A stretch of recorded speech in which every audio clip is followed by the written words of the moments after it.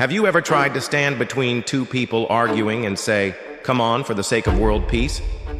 If you have, you know how America feels right now in the Russia-Ukraine war. Helpless, exhausted, and ready to walk away. Literally.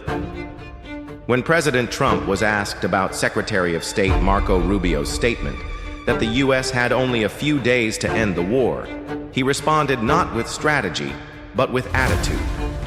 If either side makes things difficult, we will call them stupid, we will call them horrible people, and then walk away. Diplomatic statement? Number sounds more like a restaurant owner getting frustrated with a customer who asked for a change of dish. The difficulty of this negotiation lies not with Russia nor with Ukraine. It lies with Washington. The Secretary of State says there are only a few days left to negotiate. Meanwhile, the Vice President said this morning that there is still a lot of hope for ending the war. So who is right? No one knows. One side is counting down, the other side is still hoping like a newly planted avocado tree. And that leaves the whole world, especially Ukraine, feeling as confused as an ex suddenly texting, "I've changed my mind." While the US is in political chaos, Russia is sipping tea. No rush, no worries, because they know that prolonging is a tactic. The longer it lasts, the more beneficial it is.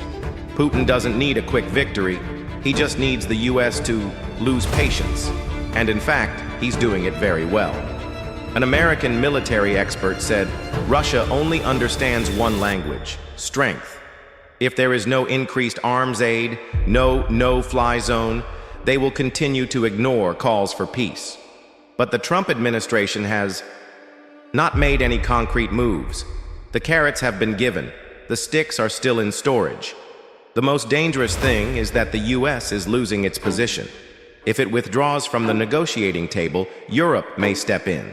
But Russia trusts Trump more than it trusts European leaders. That's right.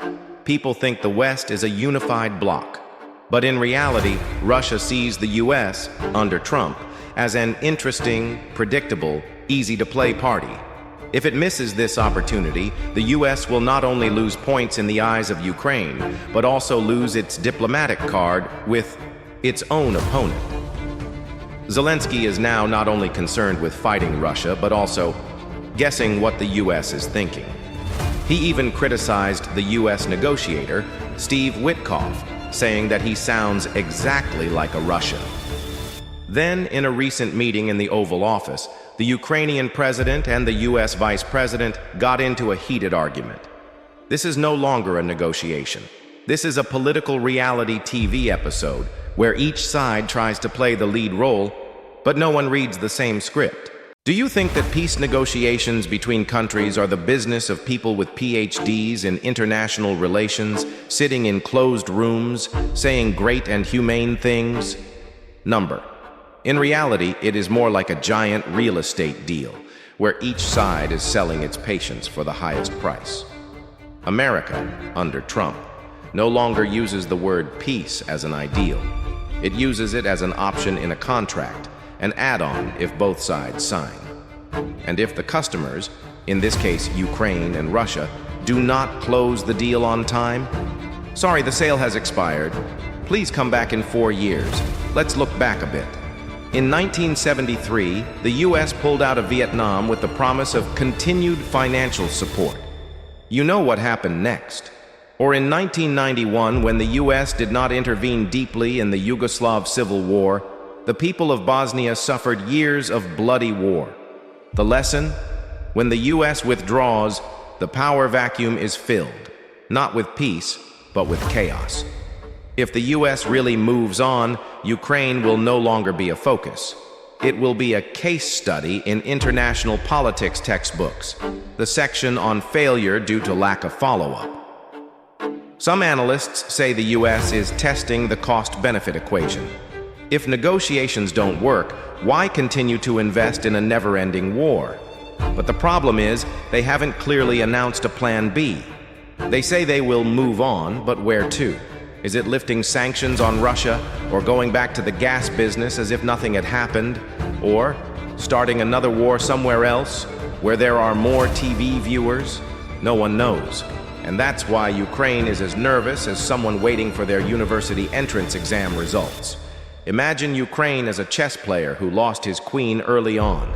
They have to fight the opposing king, Russia, with only pawns and knights. The only one who can help from afar is their American teammate, who is holding the remote control, playing PlayStation at home. President Zelensky cannot hide his anxiety. He knows that if the US really withdraws from the game, Ukraine will not only lose on the battlefield, but also lose prestige and the trust of other countries in the alliance. A country that is fighting for its sovereignty now has to fight another battle, for political trust. After all, is the so-called peace in world politics really peace? Or is it just a way to reshape power, restructure alliances, and refresh the priorities of the great powers?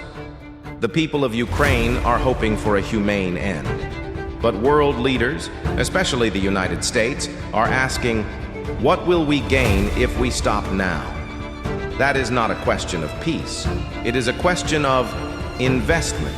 And like all investors, if the returns are not high enough, they will withdraw their capital, regardless of who is losing. You know what sounds great, but no one is actually going to do? It's peace talks between Russia and Ukraine. Yes, everyone is talking about it, but like any trend online, everyone is sharing it, but no one is doing it. The US government says it wants to end the war, but behind that lies a matrix of interests, elections, global strategy, and the thirst for influence. Ukraine simply wants to survive, Russia wants to expand, and the US, they want to not lose views. Because nowadays, no event can survive without engagement. War is not a game, but politics can be. And in that game, the rules can change with the election season, with the polls, with the new faces on television. The only thing that doesn't change is that the people are always the ones who suffer.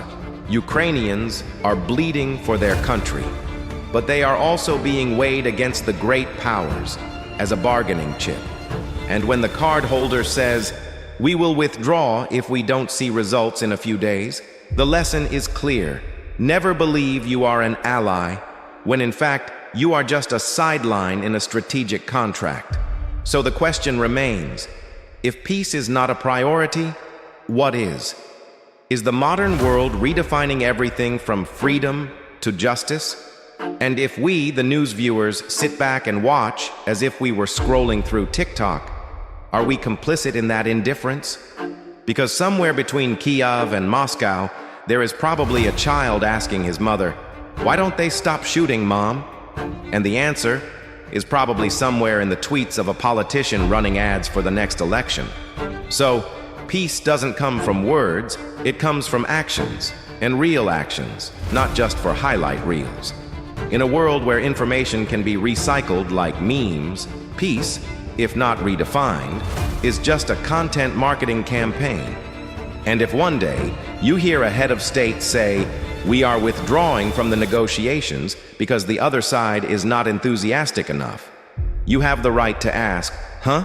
Is this a peace dialogue or a job interview?"